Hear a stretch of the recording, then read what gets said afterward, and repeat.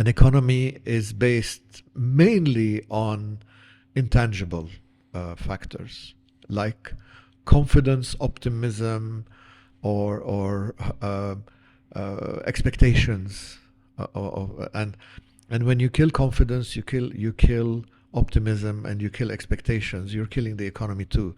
So what's being debated are the financial repercussions, or the financial image, which is not the real economy. The real economy was going to die, and when the real economy dies, you have financial effects for it. The bigger story is with the essential debate that has to happen on the economic direction of the country, not on witch hunts and all that. Basically, you have debates that you have positions that are saying that the country was not viable politically and economically since 1920 or since 1946 or 1994, which is the beginning of the debt. Yep. So that's the real debate that has to happen. Where should the economy go? Because if you look at, it's too soon now to judge the government, but if you listen to some of the promises that the government, some ministers have been giving, there is no picture of what size the public sector will take after this. And during war and in the aftermath of war, there is always a need for more government intervention in reconstruction and recovery and all that. And governments get addicted to the role. Politicians get addicted to the role. This is what happened globally. In Europe and even in the States, post World War II, governments grew. Now the whole global economy is, I'm not sure how viable it is, or if the global debt will ever be paid, or it's sort of like a Lebanon situation. Except most countries did not end up in Lebanon's situation. I think there are a few examples of recent defaults. I've heard Sri Lanka come up several times, and that they recovered to a degree. They defaulted, and now there's a reform process underway. Yes. You can use that word as much as you'd like, and we can unpack that word too. I think reform sometimes becomes political too. Yes, yeah. But it should be.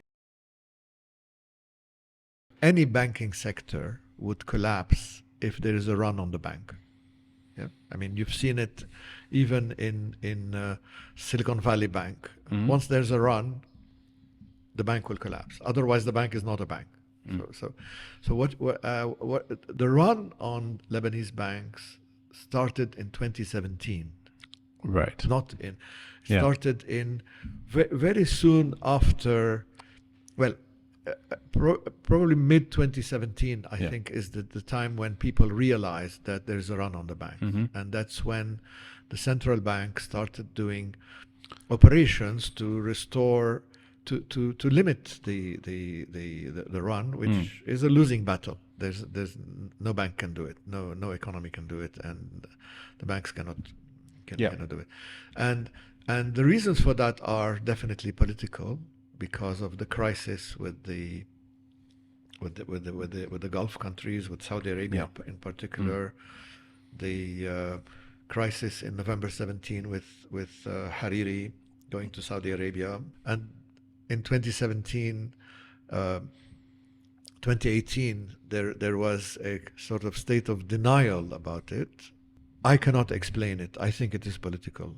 Something should have been, the economy, the ideal time to do something would have been 2009.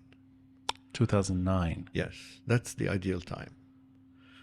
And 2011 was when it was urgent to do something. Sorry, what? Why 2009? Was that the new government? 2009, you had too much cash, too many reserves. The balance of payments was favorable, and and because of the 2008 global financial crisis, and you could have gone out of the peg to the dollar and done a controlled sort of devaluation of the currency with and I mean, of course, there are many other factors, like there were the government's policy was for privatization. Yeah. I mean, and privatization in the government's policy was for privatization in the late 90s. If I'm the governor of the central bank, I cannot take action on my own. It's fiction to say that, to put all the responsibility on one person, because you're like the governor of the Federal Reserve. You're like if the Fed makes a statement that the economy is fine, employment figures, export figures, and we're doing fine, and someone scratches their nose when saying this, the market will tumble the second day. People observe every body language, every facial expression, because it's the job of the governor of a central bank sometimes to lie. I don't know. And maintain maintaining trust is one way, but not. I can't go as I don't know. The Fed did many lies in the U.S. until it all collapsed. What's his name? Greenspan? Yes. Alan Greenspan. Is that right? It was Bernanke at the time. Yes, I forget their names now. But yeah, none of them have $800 million that go sort of the wrong way, or I think there was $800 million. Or anyway, these are. This is a different story. But I think I don't know. You're talking of 2009. You're saying somebody like Riyad Saleh couldn't be more assertive, and that's part of the story. People are saying that even if there was paralysis of government, paralysis of and blockage. Very important blockage at the Ministry of Finance. The Ministry of Finance was blocking every single move, and the Parliament was approving deficit spending on things like electricity and subsidies also. Subsidies, of course. And the main point is that there was a paralysis that prevented such moves, and you can discuss who is responsible for it, who did what within paralysis. That's your point. But my point is that these are not what caused the economy to collapse. I see what you're saying. The economic collapse is the battering of the economy, the isolation of the economy, the constant state of war, the paralysis of government and parliament and presidency, and coupled with some bad policies. Right. Now, that I think is where the debate begins, because you're describing the root cause of the collapse, and then the debate has moved on from there to who's to blame. Yeah. Now, who's to blame? I inherently side with the wider story that you're delivering of how any paralyzed country could collapse, whether it's the way we did, or it could be another set of circumstances. It's not just a paralyzed country. A paralyzed country being battered in a crisis. If government gets paralysis in some countries, it could be good for the economy. But paralysis is too light of a word. Yes, maybe it's. You're right. It's the battering of the state. It's the country being taken hostage. Yeah. And cut off from partners. Yeah, I subscribe to this view, but I also would add that there's a measure of responsibility too among these. There is, but whether the Titanic sank, it hit an iceberg. Yes. Now, what the menu was and what the orchestra was playing, and whether No, that's not the menu. No, I can't go as far as that as saying whether that. the captain could have done a different anything differently. But most importantly, after the Titanic, we are discussing after it hit a rock. So we're hitting, the Titanic hit the rock and it was sinking. Everybody knew that. Now, some people got their money out illegally. Some people jumped on boats and pushed a woman with children out to get on the boat. That's a different debate. That's immoral, and I'm not sure if it's illegal, how illegal it is. This is a completely different debate. And the sums involved are relatively tiny in terms of, if you have yes, I agree. If you have a loss of 90 billion or 150 billion or whatever billion. Yes, relatively tiny, but big enough for a population to want blood. Yes. Yeah. No, so every you see, the population is angry and is looking for a scapegoat. But I think that is okay. I think that is part of the story too.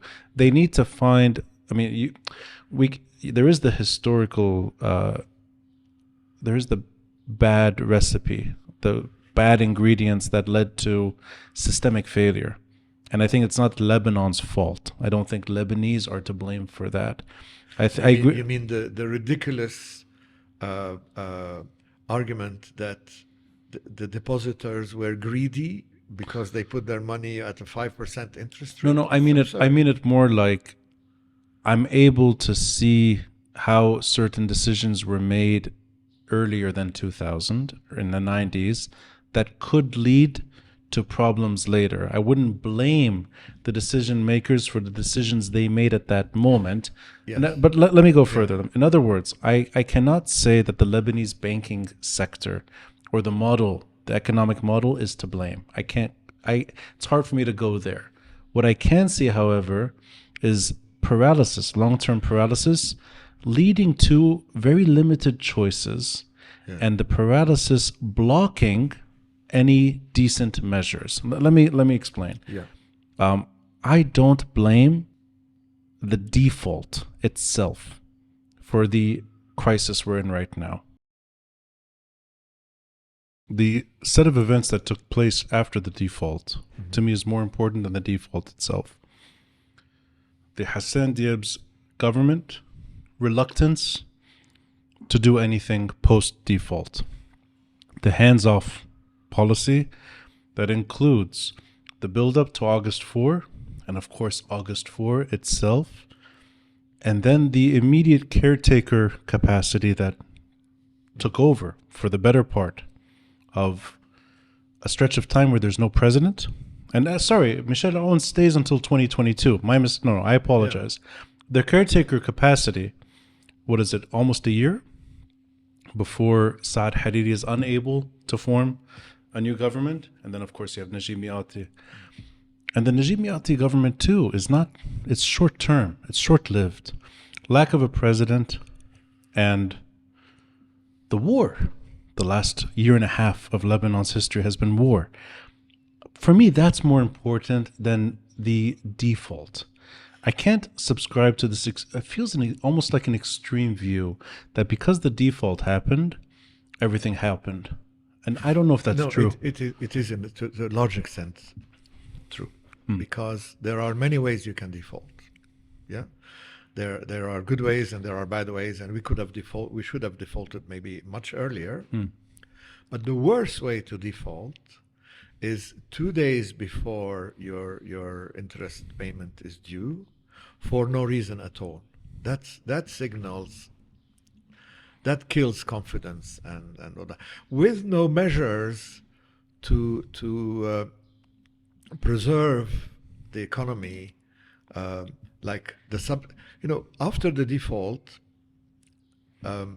which caused the devaluation, which made the Didn't cause the devaluation. Default causes the devaluation. It caused hyperinflation, but it didn't. It causes devaluation. It causes hyperinflation and devaluation because the confidence collapses in the lira. But it already started. It had already begun. And then you start having several rates for the lira, the black market, and not blah blah.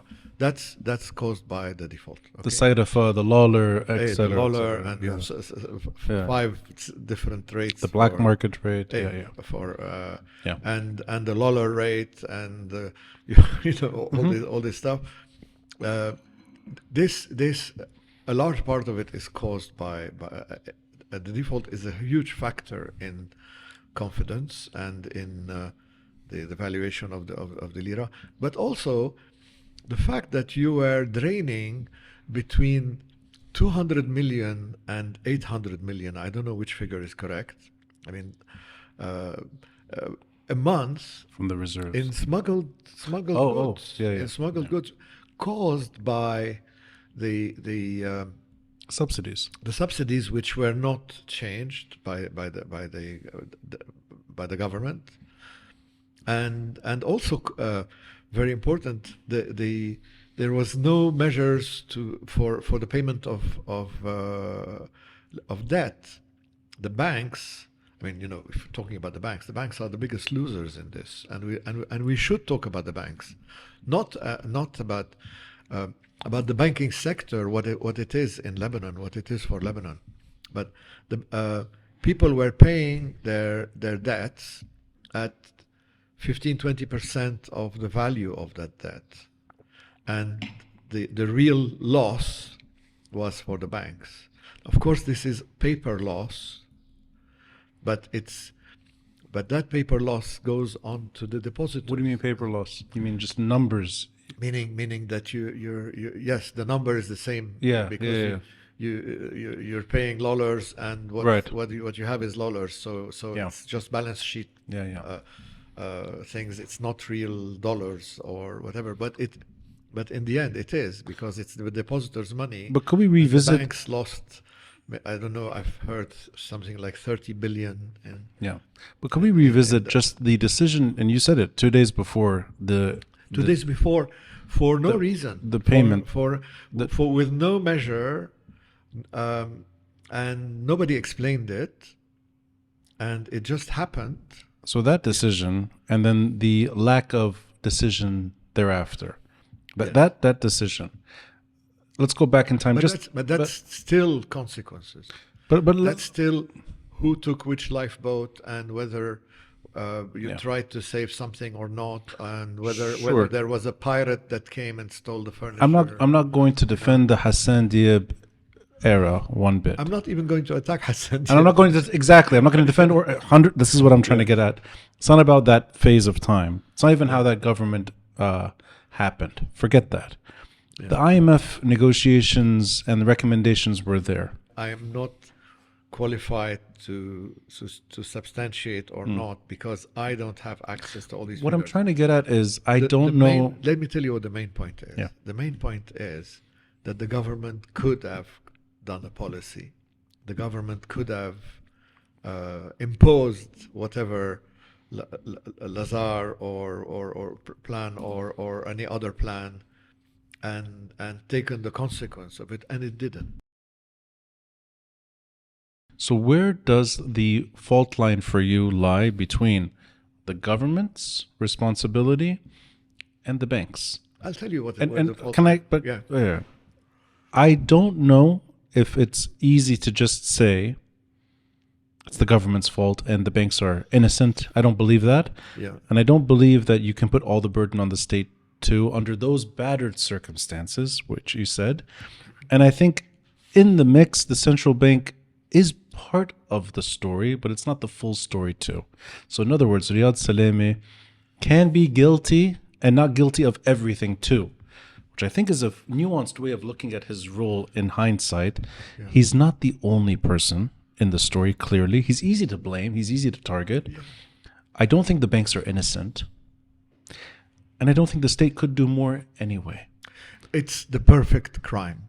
You know what a perfect crime is? Perfect crime is when everybody accuses everybody else, except the perpetrator of the crime, who pretends not to exist. And in your example, the perpetrator is the group smuggling into Syria. No, the perpetrator is Hezbollah. Yeah, this is what I'm getting at. Yeah. So that's let's be clear about this. The state, the economy, the government, the decision making, everything was hijacked by a militia called Hezbollah. There's no question about this. And where some of the debate is wrong on this is because, well, let's say it openly. I mean, Kulluna Irada, which is part of this controversy now, which is very silly and very damaging and distracts from the real issues, produced several reports not mentioning Hezbollah. And I can understand how this happens. I've been in many Lebanese organizations where there are different opinions, and you cover it up you don't mention it. Everybody knows what you're talking about, but you never mention the H word. I think you have to go back in time further than 2020 to see those kinds of reports. The reports I've looked at since the blast, at least 2020 onwards, they've mentioned Hezbollah heavily. I can tell you, I can show you. There was a major report in Washington, which hardly mentions Hezbollah. The headlines are, I mean, we can give you a list of all these. The headline was that this was in a political dimension. Hezbollah is usually avoided, usually in a footnote on page 5, especially on economics focused reports. But also, how many times have you heard? It's not about Hezbollah. It's about the corruption of the banks, and it's about the manzumi. There are two manzumis. There's the manzumi and there's the manzumi. Kulluna Irada, the reports I've seen are not populist. They're not avoiding Hezbollah, the last few years at least. Well, yes, that's true. But the first report of which I criticized, I mean, I criticized, and I criticized also the World Bank report, which the Ponzi scheme report, the Ponzi scheme report, and the German funded report. This one escapes me. I don't remember that. I don't want to mention names. Okay. The German-funded report. I think we should get away. No, it's the Konrad Adenauer report, which then was split into with a very good media campaign, sending the wrong messages, basically. But it was a very well-organized media campaign. This reflects German policy in the previous... No, it doesn't reflect. No? It's something, you see, I don't believe in conspiracies. Sometimes things happen for very banal reasons. Like this whole George Soros conspiracy that people talk about, which is absurd. It's BS. Which is absurd and is absolute bullshit. Yeah. And about the banks but let me push as much as I can from but I think I say this as somebody who's not well versed in the subject too, so I'm coming at it from knowing in my heart that the banks are not innocent. They're part of it. Nobody's innocent, and everybody accuses everybody else. So let's measure, if we can, under Hezbollah's... The depositors accuse the banks. Yeah. The banks accuse the central bank. The central bank accuses the government. The government accuses each other. I mean, everyone's accusing each other. But let's try to see both sides of the story and where the truth is. The banks.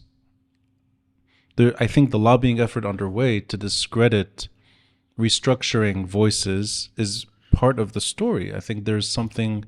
But the government does not have to listen to the banking lobby, and I haven't seen the government doesn't have to listen to the banking lobby. No.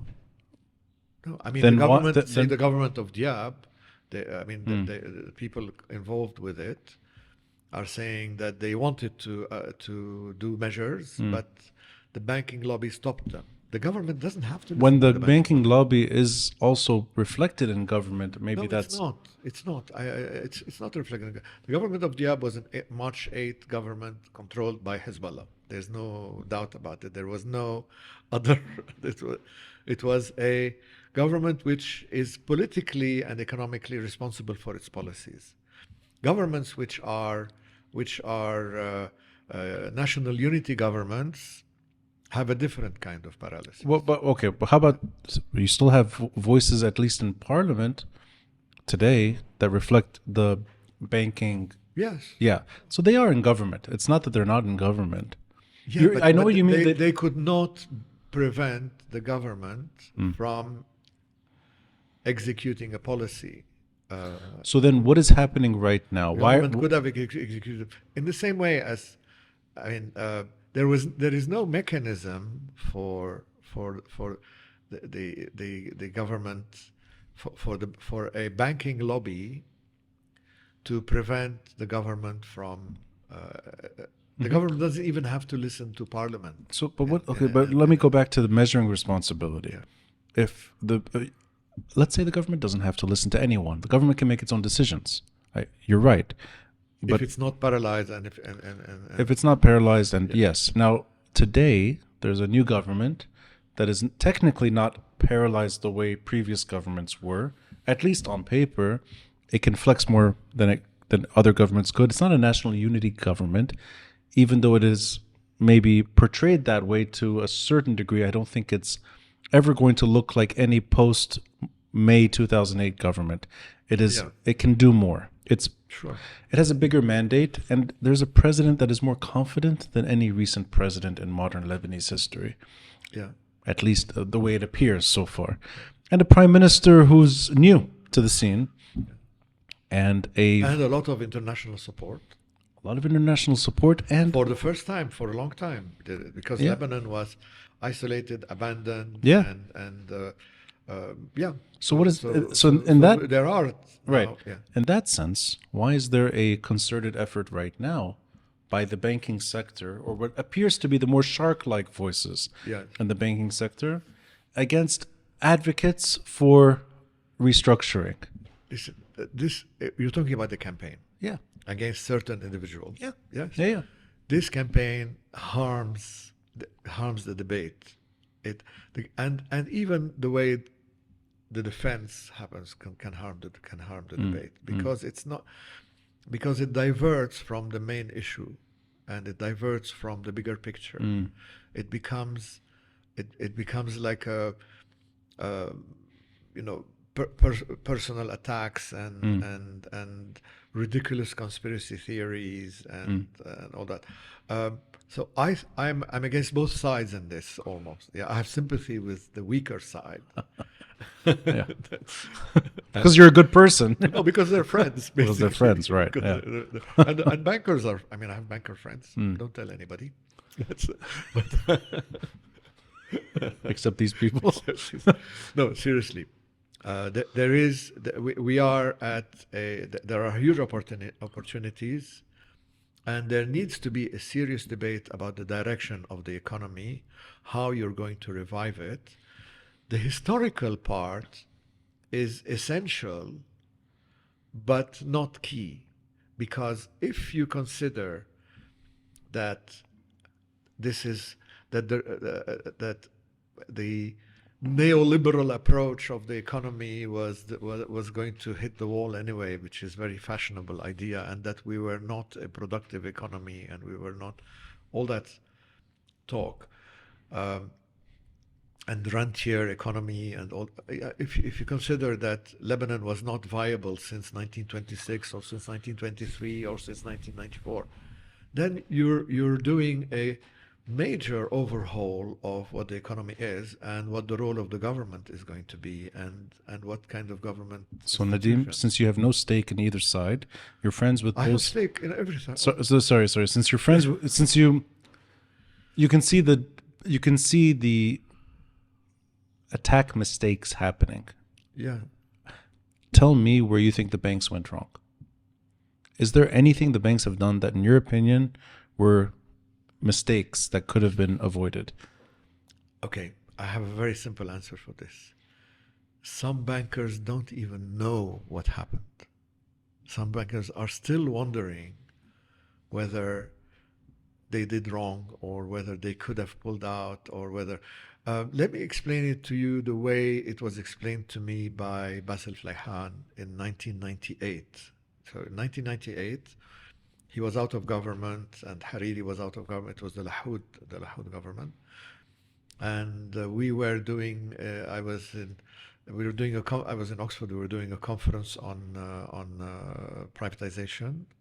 And Basil came, we spent a few days, and and he was writing a paper, which I can send you, you can distribute. He was writing a paper on summarizing the government policy, why they took the debt, and what were the circumstances, and all that. And the way he explained it to me was that only Rafiq Hariri, because of his personality and power, could have pulled off the debt, getting into debt, and he involved the Lebanese banks. He brought the 5-6 big banks, put them on the table, and told them, "Here it is. If we don't borrow money, we'll never recover." The cake was divided into 3 parts. 1/3 was the government deficit spending because it was recovering from war, every ministry, every whatever, the army, everything. And the other 1/3 was the army, actually. The other 1/3, we were constructing a 60,000 man army out of, whereas pre-war we had a 15,000 man army. The army was becoming a sort of a welfare state in disguise. We needed to do infrastructure investment, reconstruct the town, the country, and do investment which would relaunch the economy. So Hariri brought them in. Banks in Lebanon are very conservative. The government policy is always very conservative against debt. There was never debt before especially not in foreign currency. So he brought them in and told them, "You come in, you'll make money, you buy the bonds, you will sell them domestically," and they kept decreasing external and increasing internal debt but on one condition, that you cannot jump out, you cannot bail out. We're in this together. We all sink together, or we all succeed together. That's how Basil explained it to me, and I'd love to hear the version of bankers who were in the room. There's a very clear dichotomy if you want to take away all the noise, there are ideological choices in deciding what future Lebanon will have. You either belong to the ideology that capitalism, neoliberalism, and corruption and all that is bad, and you need to have a state that takes care of its people and that controls the economy, and that's one way of going, a productive economy, baqdunis al balcon and stuff like that. And I think it's simplifying. I know, but I'm saying this because you have to simplify. You have to be brutal to show the or you want to restore a cosmopolitan Lebanon with an open economy that will still attract from the region and from international. Even the discussion on technology is affected by this choice, because the reason why tech hubs flourish and succeed is because they are open. Because in Silicon Valley you can have Iranians and Indians and Swedes and Latin Americans and Lebanese and all coming in. It's open for everybody. If you open a tech hub based on nationalistic But principles. Nadim, banks thrive in the 50s and 60s. Banks die in the late 2010s and early 2020s. That is because of the region to you? Is that what I'm... Because you're talking about an era of magnet and almost a metropole-like story. Yeah. Today it's sort of repulsion. Of course. Right. Complete. So, but so in that sense to you, the banks are not the story.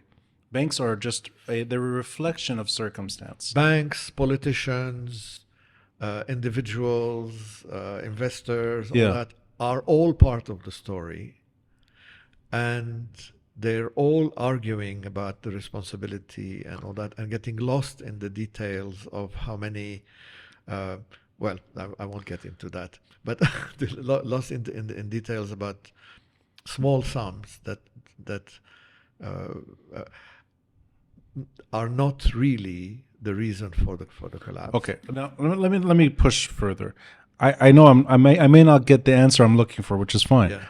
The central bank governor and the central bank itself, to you, is not. There's no real responsibility. Of course, there is. I looked up Riyad Salameh's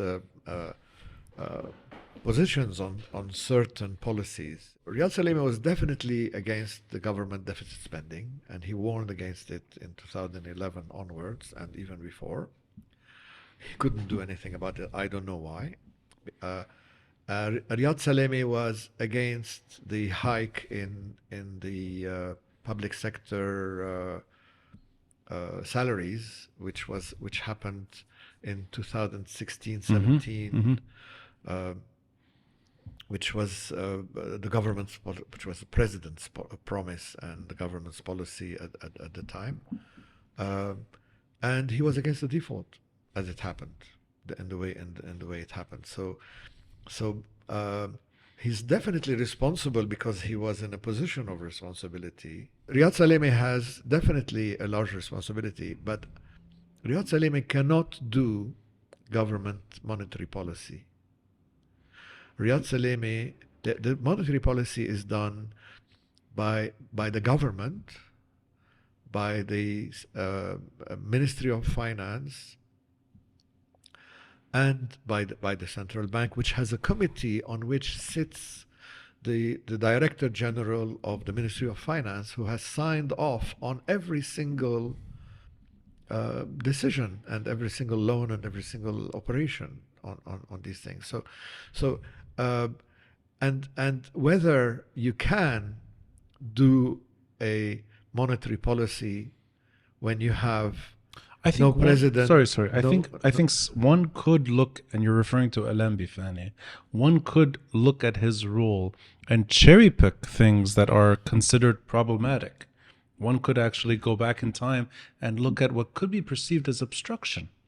I think you can do that. And this case in point is, I think the years that Jihad Azur was finance minister, there was constant clashing in the finance ministry. But this is normal in bureaucracy. That's normal, and I don't know if Alam Bifani's role is as significant. I don't know either. As anything compared to Riyad Salameh. I worry that it's not. Look, you know what? The number may not be the story. That however much money he sort of took for himself. Whether it's a few hundred million that, of course, or a billion, whatever it is, he should be held accountable for that. But that to me is also not exactly the story. It's whether or not he could have made decisions that he chose not to. Exactly. Yeah, I think that's the real story. Right. And do you think that he avoided taking certain decisions? I don't know. You should ask him. But what I'm certain of is that he could never have resigned. Because again, it's the intangible factors we spoke about, which is confidence and outlook to the future and all that. If Riyad Salameh had resisted the government's requests and the parliament's endorsements and all that to continue funding the deficit and the electricity deficit and the subsidies and all that, if he had said, listen, we're going to hit a wall and we're going and don't want to be part of it, and I'm resigning, that would cause the collapse. So his job is to keep the boat afloat, even if if in private or in policy circles he's advising the other. I don't know if he did. In public. Lira bi alf khair. These stupid slogans. Well, the lira. Yes, I know. But this is his job. This is his job. The lira.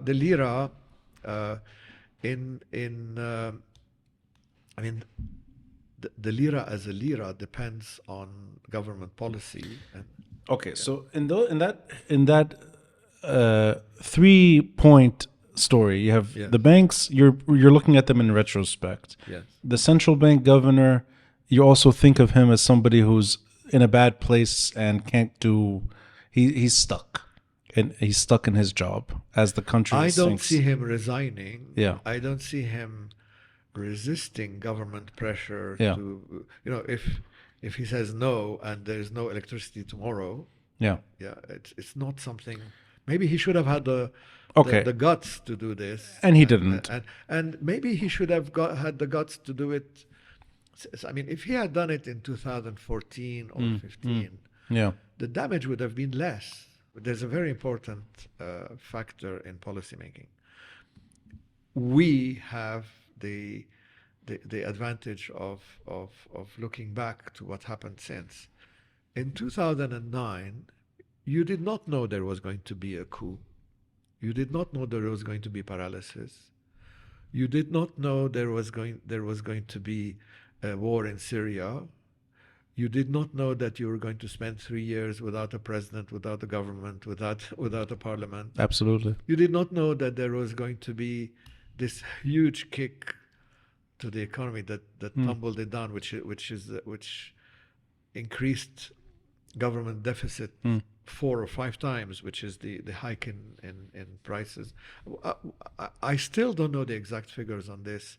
All I remember is that Ghazi Youssef in Parliament at the time said that the consequence of this will be far more than the 2006 invasion, and I remember Senora was against it, and everybody. But you can't tell that there was going to be more assassinations, including key figures like your dad.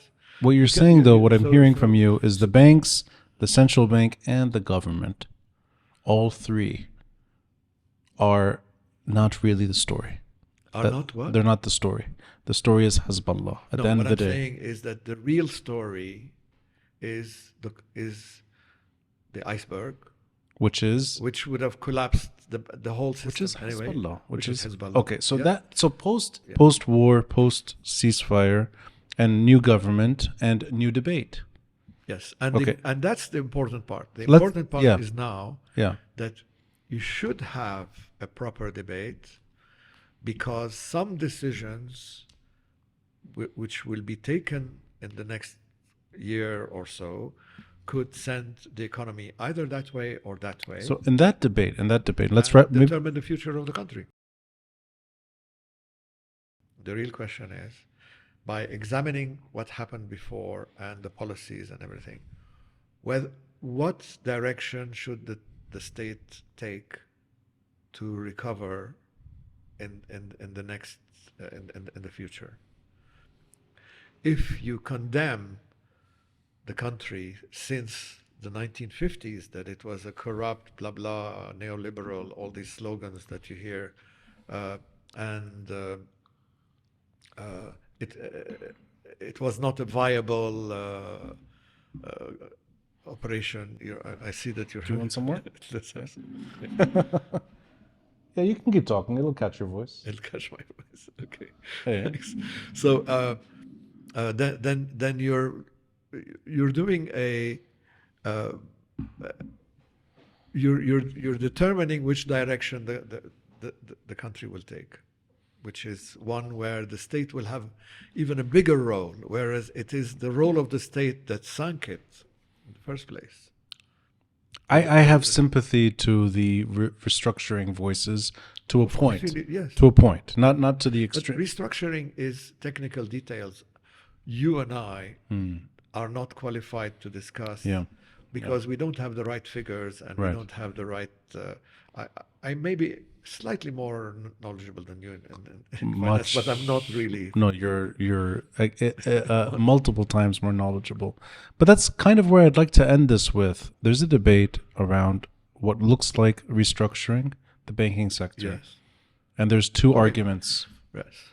I'd like to flesh them out as much as I can without making it. Doesn't have to be personal. It doesn't have to be. No. It doesn't have to be personal. Yeah. The personal can you make the and case? the conspiracy diverts from the main point. So the main point. Let me put it to you in a nutshell. The main point is about, at this point, where are we going from here, and what kind of Lebanon are we building? And this decision of what kind of Lebanon we are building depends on the assessment we have of the past. Do you see the government at this stage, the way it exists, the policies it looks like it will advocate, as pushing things in the right direction for you? In other words, I don't see it pushing in any direction. I see it. I see that it's too busy with the top. I mean, if you look at the government priorities, number one is security and 1701 and the clash with Hezbollah, disarming below the belt or up above the belt, or dichotomy. I mean, that's a big thing. Then the appointments. Then that's a major thing. Restructuring then restoring rule of law, reforming the judiciary. That's high priority. So you don't see the banking sector or economics necessarily. Economics is important too, but it's dealing with when dealing with the banking sector and restructuring and all that. The bottom line depends on your vision of the future, because you can kill the banking sector and strengthen the state at the expense of the banking sector. You can also dismiss. There are arguments, and you've heard them. You can also dismiss the depositors. You can say, "Oh, the depositors. There are a couple of 100,000 people. This is a country with 5 million. We're not going to steal from the 5 million to compensate a couple of 100,000. But this kills the banking sector. This kills this is a different Lebanon. This kills confidence, of course. And also ridiculous claims that they're going of some people saying we're going to determine who deserves their money or not, whether you inherited it or you stole it, or you can't do that after the fact. You do it. You do your due diligence before you get the money. But once you get the money, you can't sit back and say, no, he comes. He's a capitalist, or he made too many profits, or whether you deserve your money or not is not what a banker or a government should do. Amr Bsat, as a current Minister of Economy, and somebody who's written extensively since the crash, largely since 2019, since October 2019, has made the case for a more productive economy. Is currently a Minister of Economy, but was also a board member of Kuluna Irada. And I've read a lot of what he's written. I've listened to him. I've interviewed him several times on the podcast. I cannot think of anything he has said that is incorrect. I think the case he makes, and it's the case that he's made more recently in terms of government inability or lack of decision-making post-default, that attracts me. I see that as the story I've lived through the last 5 years. Can we go into that a bit, and whether you see it the same way or if you see it differently? The decision to default should have taken into consideration post-default. That's the bottom line. If you know that your airplane is going to crash and you need to jump with a parachute, you make sure you have a parachute. You don't jump without a parachute, hoping that the parachute will come later. or knowing that there's no parachute later. I think that's pretty much what he has said. I think that more or less reflects. So okay, so his. But I mean, some people were arguing against the default. Against for the some people were arguing for the default on the basis that there will be children who need milk, and you're paying the interest down the drain instead of giving babies milk. That was bringing babies into the argument always sort of makes it suspicious. There was this kind of argument, and that why should we're going to default anyway. Why should we waste the money on interest? But you don't say that and then you waste 15-20 billion on subsidies and smuggled goods to Syria, and transform the economy into a cash economy. Because the banks are. So that's But these are still for me, Ronnie. For me, these are still details that we can argue about forever. The key question is that the two camps have a different view of what the Lebanese economy should be in the future, and that's the key question. Do you save the state and create the ideal state that will take care of the elderly and the sick and the homeless and pay back all the pension funds and reconstruct the south and reconstruct Beirut and reconstruct give them okay, you want to do it, but that's the state. Okay, so if you're giving the state that many roles, where are you going to get the money from? And how about if you're doing it at the expense of depositors and the banks, will you have an economy that will generate enough growth and enough taxes and VAT and income to the government to do these things? This is the key question. If that's the most moderate, not moderate. If that's the most, I don't know what the word is here. That's the ethos of that's the spirit of the country. That's kind of looking at the model and whether or not the model. Exactly. Yeah. In that model and in that discussion, I'll wrap it up with one last name. Yeah. Okay, not to make it personal, but the role of somebody like Albert Costanyan today, and the discrediting that he's faced. And I know you've already said it's beneath the other side and it's silly, it distracts. But do you see his articulation, let's say, as something that works? In other words, he's not really against the model. He's never mentioned tearing down the banking sector. Actually, I think I've heard him say the opposite. Yeah. And he's maybe the word doesn't match your description of reform-minded, but I can't see him in any other way. I think of him as a positive force, advocating for sensible restructuring policies, and yet he's being that camp seems to be discredited altogether. It's almost like there's no space for them right now. No, that's not true. So you wouldn't go that far. Of course I wouldn't go that far. And I think going on the defensive is wrong, and going down to the level of the attack is wrong. Okay. Yeah. And there are ways. You don't have to go on a high horse and call yourself a reformist, because if you call yourself a reformist, means you're saying that the others are against reform, and all these are. The debate is going in the wrong direction because of the personal elements, and because personal elements on one side, conspiracy theories on the other, and the key issue is getting lost. And the key issue again is your vision of the role of the state in the future, the role of the economy, and of the banks and of people. Yeah. And the depositors are key in this.